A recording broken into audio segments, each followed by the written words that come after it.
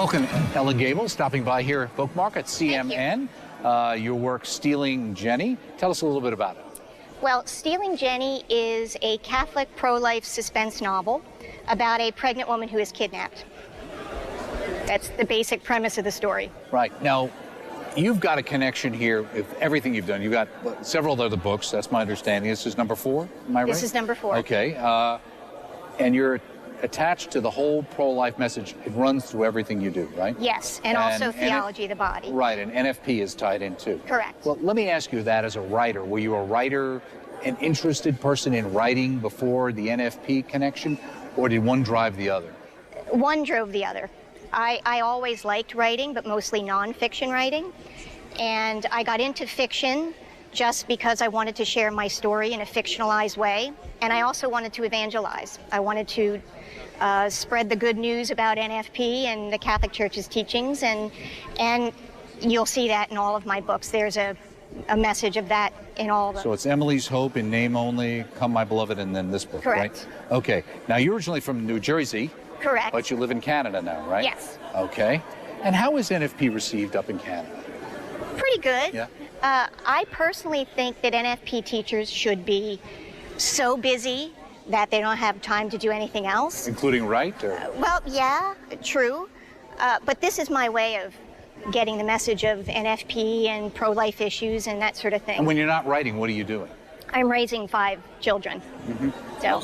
And I gathered the fact that you continue to write these, you've gotten good response. I have, actually. Now, that's not to say I don't get bad reviews. With 80,000 downloads, I'm going to get some bad reviews. Yeah, let me say about that, 80,000 downloads. You're into the high-tech stuff here now, yes, right? Yes, on Kindle. It's a #1 bestseller. It's not #1 all the time, but it's in the top 5. So when you sell it and it's available through Kindle versus the hard copy, right, is the Kindle price cheaper like usually? The Kindle price is only $2.99.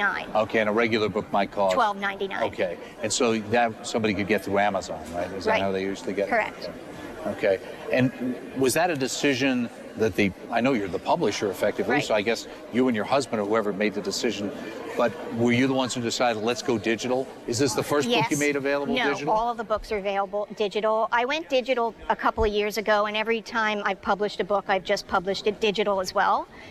And I do sell more downloads than print copies because I'm not really well known. Sure. And somebody secular, feels like for $3, I'll take a shot. Right. And secular people are downloading this. And, really? And yes, I do get a few bad reviews. I was going to say you must get some interesting reviews on Amazon. This is the way I figure it. If I'm turning people off, I'm turning them, and I'm making them think. You're making them think, right? Right. You're challenging them, and that's why they're Absolutely. reacting, right?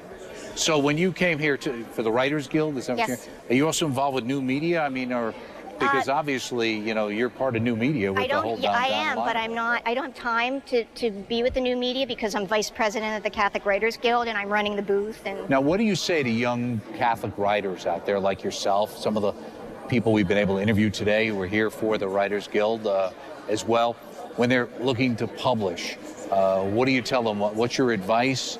Do you tell them don't expect to get published? Is it easier today to get published because you can kind of get self-published? Digital's the way to go. What do you say? I would say digital's the way to go, especially with young writers. It's fairly easy. I would also say get an editor, have it be a professional product. You don't want to print and publish or publish on Kindle something that is mediocre or poor because you're not going to get the audience.